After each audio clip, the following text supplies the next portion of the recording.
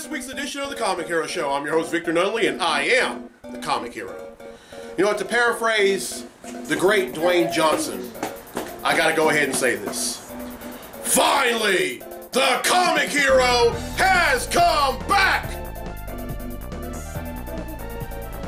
home. That's right, folks. I'm back here at Clint's Comics here in Monroe, Louisiana.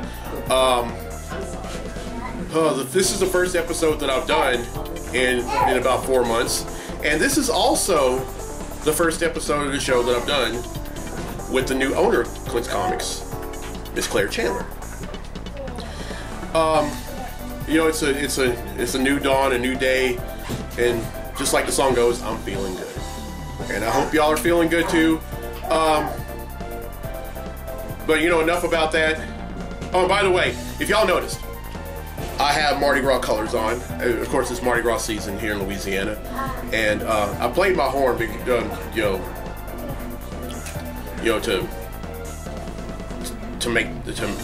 make mention of that as well. All right, enough about that. It's time to give away a free prize pack.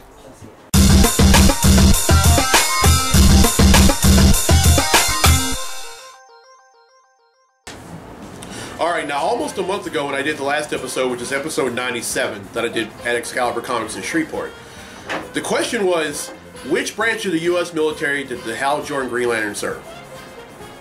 The answer? Air Force. And I think 4 people have answered correctly. Now before I do the drawing, here are the rules to a free prize pack. I ask a question, you answer it. You answer it correctly, and you automatically be entered in a drawing. So I'm going to go ahead and draw the name right now. And the winner of the free Comic Hero prize pack is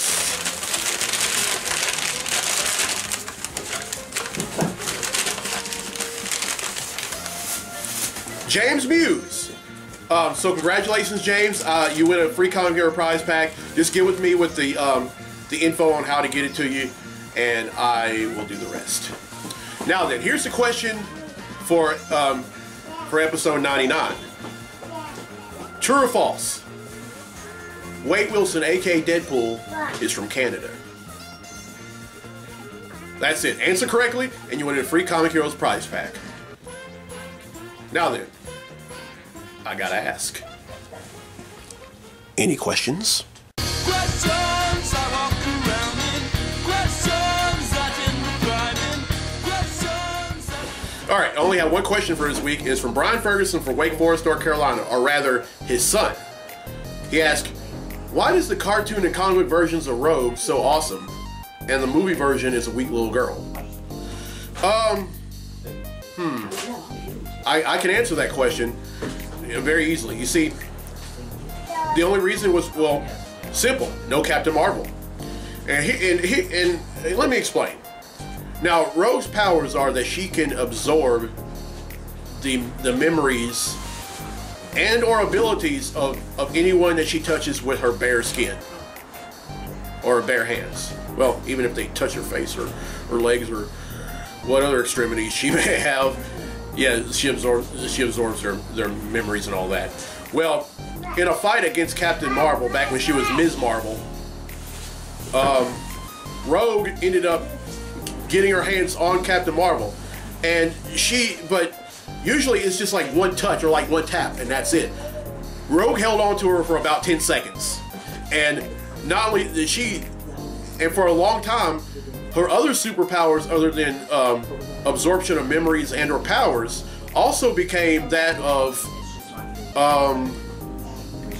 superhuman strength and flight, which were two of Captain Marvel's powers. And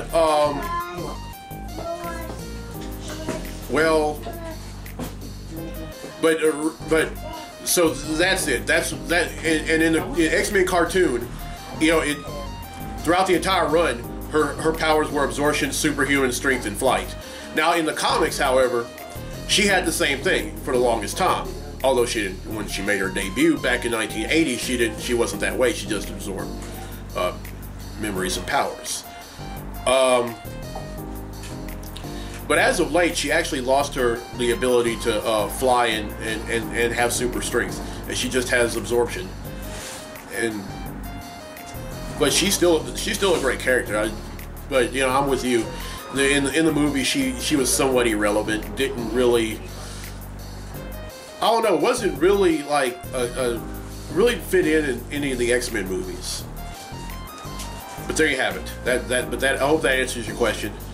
All right, so that's the only question I have for this episode.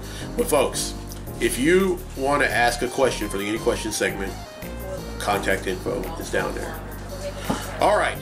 Now, speaking of Brian Ferguson, he has also requested a DC versus Marvel fight, and this one I had to think long and hard about before I determined the outcome. On the DC side, we have Dr. Manhattan. On the Marvel side, we have Molecule Man. These two are going to duke it out in a segment I like to call DC versus Marvel. Hulk smash! Welcome to DC versus Marvel. Today, it's Dr. Manhattan versus Molecule Man.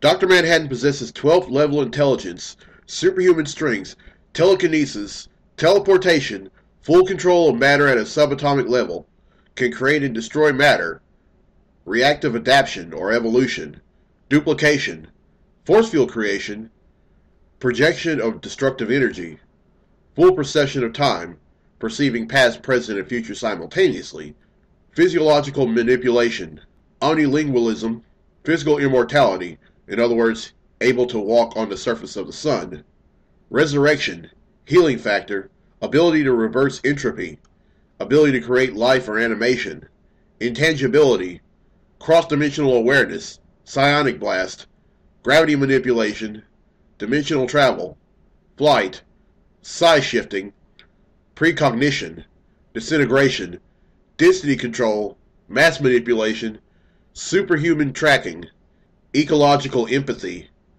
ability to reconstruct himself on the atomic scale, and no need for air, food, or water. Molecule Man possesses trans-multiversal scale molecular and energy manipulation. Who would win? This wouldn't even be close. While a copy of Dr. Manhattan is blocking all of Molecule Man's molecular and energy blast, the original goes back in time and prevents Owen Reach from activating the particle generator that bombarded him with the radiation that led him to becoming Molecule Man. Dr. Manhattan wins. And that concludes this DC versus Marvel fight. Alright, well, I hope you enjoyed the DC versus Marvel segment, and we all kind of knew Dr. Manhattan was going to win because, Dr. Manhattan can pretty much do anything. Now, you're probably wondering, who in the world is Dr. Manhattan? Well, I'll tell you. Dr. Manhattan is a member of a group called the Watchmen. They debuted back in the 80s. They're created by Alan Moore and Dave Gibbons. And they even had a movie come out about 11 years ago. And although Dr. Midnight's character was okay, I think the comic book character was so much better in terms of what the character could do. I mean, he did a lot in the movie, but nowhere near as much as in the movie. Alright, if you have a DC versus Marvel fight, contact info is down there. But however, the next 3 episodes, I'm going to have, I have 5 requests lined up for the next 3 episodes, 4 counting this one. Alright, now it's time for Comically Speaking, so without further ado, let's talk comics!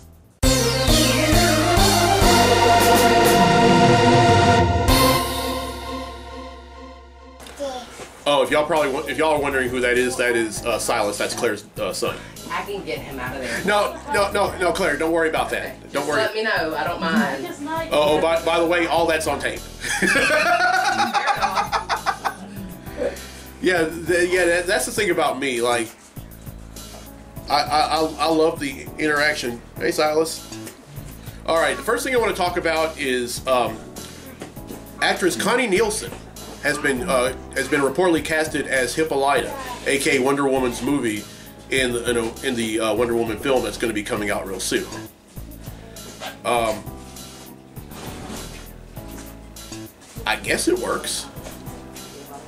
I guess. I mean, I don't know if Zack Snyder is going to, although he's going to direct it. Although if he is, it wouldn't surprise me because Zack Snyder has done a whole bunch of interesting stuff with some of the DC related films, like Man of Steel when he made Superman kill Zod. I mean, he's done a lot of things like that I'm not really, that I don't really approve of with some of the movies, but I don't know. Do I think it'll work? I think they could have gone with somebody a little older than Connie Nielsen. But anyway, it's whatever.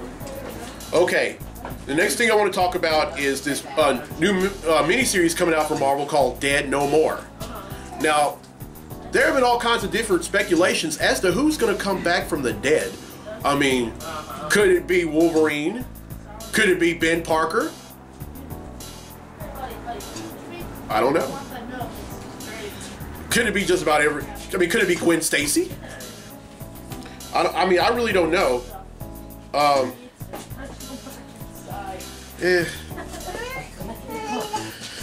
don't know. I mean, the sky's the limit with that one. I mean, heck, it could even be Karen Page from the pages of Daredevil. But anyway, we'll just have to wait and see when that miniseries comes out. Am I going to buy it? Oh, you betcha I am. All right, and the last thing I want to talk about. It says here that Fantastic Four was among the top Razzie contenders. Fantastic Four shouldn't even be the way. You know, as awful as that movie is, it shouldn't even be up for any kind of award. Not even a Razzie. I mean, that movie was. I mean, it was so bad. I mean, just like one of my friends had said, that movie was garbage on top of trash.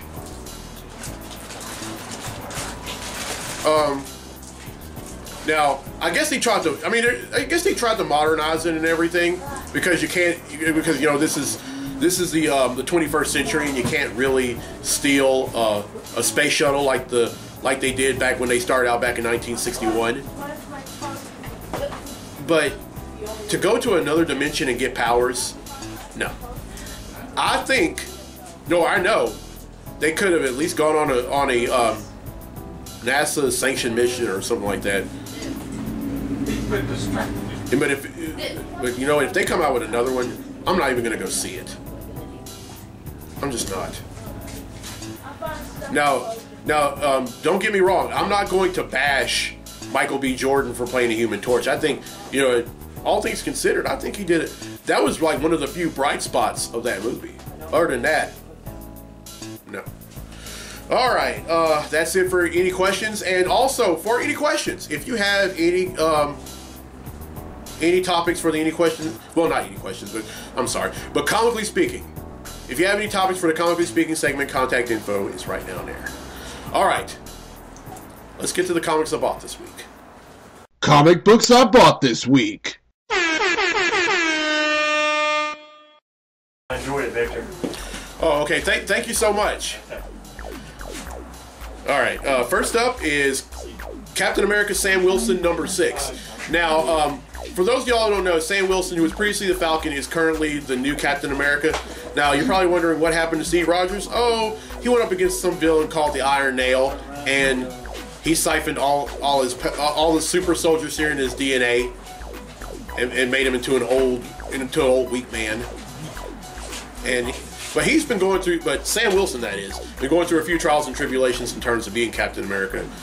For starters, he tried to tackle politics, which is something Captain America did not try to do, because one thing Steve Rogers was, he always took the side of whoever was the president of the United States of America. Whether it be Republican, Democrat, or independent. He's always sided with the president. Sam Wilson did the exact opposite, and now he's getting there's a lot of backlash from it. He's getting criticism for it. And there are folks who have even wanted him to give up being Captain America. Okay. All right, next up is Spider-Man #1. Now you're probably thinking, Vic, why is Spider-Man wearing black and red? Well, here's the reason for that. This is not the Peter Parker Spider-Man. This is Miles Morales. He is he is a young teenager who was in the previous Ultimate Marvel Universe, who ended up getting displaced after the events of Secret Wars, and he's now part of the all new, all different Marvel Universe. But don't worry, folks. It's not just him who's Spider-Man. Peter Parker is Spider-Man as well. It's just that Miles is the Spider-Man of in New York, and Peter Parker as well is pretty much the Spider-Man all over the daggum world. And he serves as Parker serves as a mentor to Miles. And Miles is also an Avenger. He's part of the core Avenger team in the core Avenger book called All New, All Different Avengers. And I read a few issues of them when Miles Morales, the Ultimate Spider-Man, was in the Ultimate line of books. I think he's legit. All right, and lastly, Superman #48. Now you're probably wondering, Vic, why is that black and white? Well, DC this last month decided to release a whole bunch of adult coloring book variant covers. I really don't care for them, but hey, it's an issue of Superman nonetheless. And one thing about me that a lot of folks don't know, I don't care what kind of cover it is. I don't even care if it's a Looney Tunes variant cover, just like DC did back in December. Hey, Dad. I don't care. As long as it's a book, that's all that matters. All right, that's 3 I bought, which brings the total number of comics I bought since December of 1997 to 7,156.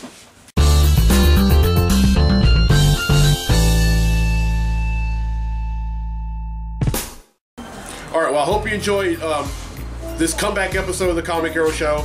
You know, it's so good to be home. It's so good to be back at Clint's Comics. Although, when I first started, for everyone who's been watching since the beginning, y'all know that I started doing the episode in my apartment.